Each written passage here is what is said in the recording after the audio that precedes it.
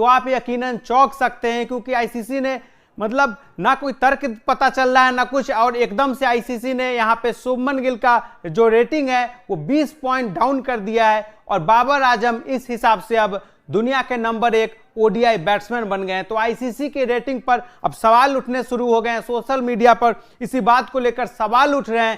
पर अब बाबर आजम नंबर 1 बन चुके हैं आपके प्यारे बॉबजी द किंग।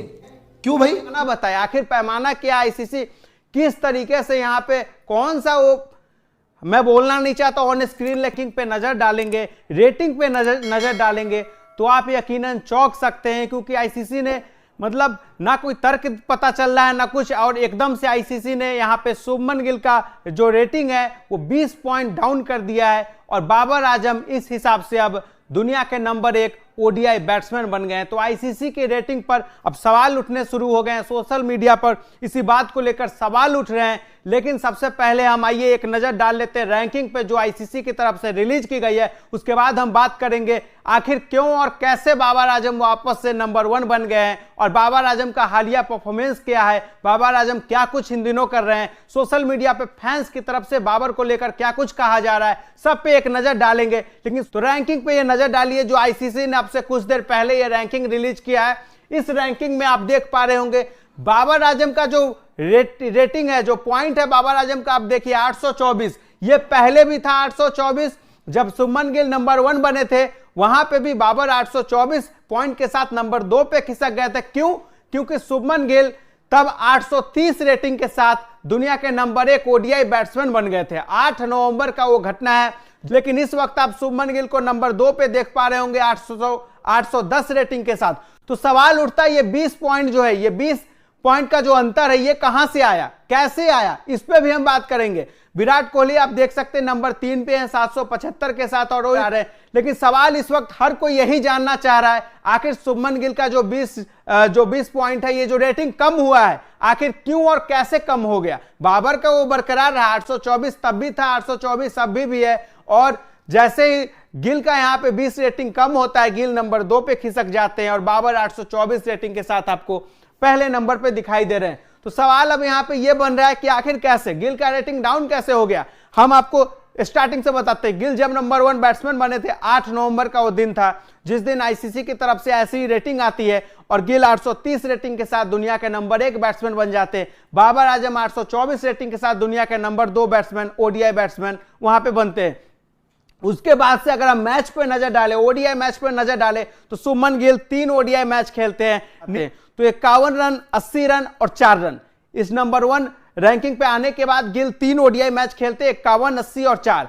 और ये आंकड़ा यकीनन इतना बुरा नहीं है कि 20 पॉइंट यानी 20 रेटिंग कम हो जाएगा गिल का इस आधार पे। और बाबर आजम चूंकि पाकिस्तान की टीम वर्ल्ड कप में पहले ही बाहर हो गई थी तो उसके बाद से बाबर आजम ने कोई भी ओडीआई मैच खेला नहीं है। रैंकिंग आईसीसी की रैंकिंग पे इसीलिए सवाल उठते रहे हैं, इसीलिए लोगों ने आईसीसी के इस रैंकिंग पे यकीन करना अब बंद कर दिया है। और इस तरीके से अगर आईसीसी ये नहीं बताएगा, आईसीसी की तरफ से ये क्लियर नहीं किया जाएगा कि क्यों गिल का 20 पॉइंट है जो रेटिंग है वो कम होता है, आईसीसी को इस पे क्लियर करना चाहिए, बताना चाहिए। क्योंकि हमने आपको अगर इस तरीके से रैंकिंग पे अब सवाल उठेंगे, अगर इस तरीके से आप 3 अच्छी पारी खेलने के बावजूद गिल का यहाँ पे 20 रैंकिंग कम कर देते हैं, 20 पॉइंट कम हो जाता है, तो यकीनन अब सवाल आईसीसी के ऊपर उठेंगे इस मैटर पे कि आईसीसी ये बताए, ये पैमाना बताए, आखिर पैमाना क्या, आईसीसी किस तरीके से यहाँ पे कौन सा वो, मैं बोलना नहीं चाहता ऑन स्क्रीन, लेकिन आईसीसी ऐसा क्या करके बैठी हुई है कि एकदम से इन्हें 3 में से कम तकरीबन 51 और 80 रन की 2 अच्छी पारियां गिल खेलते हैं, इसके बावजूद आईसीसी कैसे 20 रेटिंग कम कर देता है शुभमन गिल का। तो इस पे सवाल है कि आपके बैटर बाबर आजम बन चुके हैं एक बार फिर ओडीआई में नंबर 1। कांग्रेचुलेशन, क्योंकि वर्ल्ड कप के बाद ओडीआई में बिल्कुल भी अच्छी परफॉर्मेंस नहीं थी बाबर आजम की, पर अब बाबर आजम नंबर 1 बन चुके हैं। क्यों भाई? क्योंकि इंडियन टीम की बदौलत शुभमन गिल को हमने साउथ अफ्रीका के लिए ओडीआई में रेस्ट कराया। अब रेस्ट कराया जिसकी वजह से Shubman Gill lost the points as he was rested in South Africa ODI, मतलब उनके पॉइंट्स गिर गए क्योंकि उन्होंने वो साउथ अफ्रीका के ओडीआई मिस करे, उन्हें रेस्ट दिया गया। तो इसीलिए अब नए नंबर 1 आपको दिखेंगे बाबर आजम, आपके प्यारे बॉबजी द किंग कर लेगा। लेकिन बॉब्जी की बात करें यानी बाबर आजम की बात करें, जिस हिसाब की इन्होंने रिसेंटली परफॉर्मेंस दी है बहुत बढ़िया नहीं रही। ओडीआई वर्ल्ड कप की स्पेसिफिकली मैं बात करूं, वहां पे इनका फॉर्म पूरी तरह से डिप रहा है, लगातार रन्स नहीं बनाए, मतलब रन्स आ भी रहे थे तो बहुत स्लो आ रहे थे, बहुत कोई काम की इनिंग्स नहीं आ रही थी। और मोहम्मद आमिर ने एक बात कही थी कि आप नंबर 1 शायद इस बार लगातार बने रहते हैं, क्योंकि जैसे बड़े बड़े बैटर्स की हम बात करते हैं वो लगातार सभी मैचेस नहीं खेलते, कभी कभार वो मिस कर देते हैं, जैसे कि आप आयरलैंड के खिलाफ खेल रहे हैं या जिम्बाब्वे के अगेंस्ट खेल रहे हैं, बाबर आजम का खेलते हैं। पर बाबर आजम से क्रेडिट छीनने वाली बात भी नहीं, क्योंकि जिस हिसाब की क्वालिटी है इनके पास, जिस हिसाब से बैटिंग करते हैं, वो जो टेक्निक जिस हिसाब की है इनके पास, वो बहुत जबरदस्त है। और बाबर आजम बन चुके हैं ओडीआई में एक बार फिर नंबर 1 बैटर। पर लेकिन रैंकिंग्स किस हिसाब से ये भी आपको बता देते हैं कि भाई कौन नंबर 1 पे है, कौन नंबर 2 पे है। हालांकि हर हफ्ते ये बदलते रहते हैं, नंबर 1 का जो ताज है वो बदलता रहता है। शुभमन गिल के पास था, पर शुभमन गिल से जो ताज था वो अब सर पे जा चुका है बाबर आजम के, क्योंकि शुभमन गिल को साउथ अफ्रीका के अगेंस्ट ओडीआई सीरीज में रेस्ट दिया गया था। रेस्ट दिया गया तो फिर नंबर 1 नहीं बन गए, क्योंकि शुभमन गिल के जो पॉइंट्स थे वो थोड़े से डाउन हो गए और वहां पे बाबर आजम थोड़ा आपसे ऊपर निकल गए। आयुष जरा दिखा दो यार रैंकिंग्स की अपडेट, भाई कौन है नंबर 1 पे, कौन है नंबर 2 पे, टॉप 5 में किन किन ने जगह बनाई है।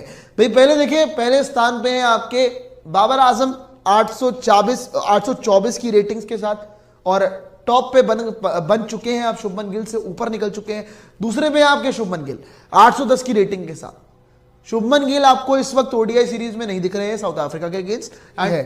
अब मैं आपको बता दूं कि शुभमन गिल सेकंड पे गए क्यों हैं, क्योंकि शुभमन गिल ने ओडीआई, अगर हम बात करें साउथ अफ्रीका के अगेंस्ट जो ओडीआई सीरीज हो रही है वहां पे इन्हें रेस्ट दिया गया, तो रेस्ट दिया गया, इसकी वजह से इन्होंने अपने पॉइंट्स लूज कर लिए और उस वजह से बाबर आजम आ गए टॉप पे।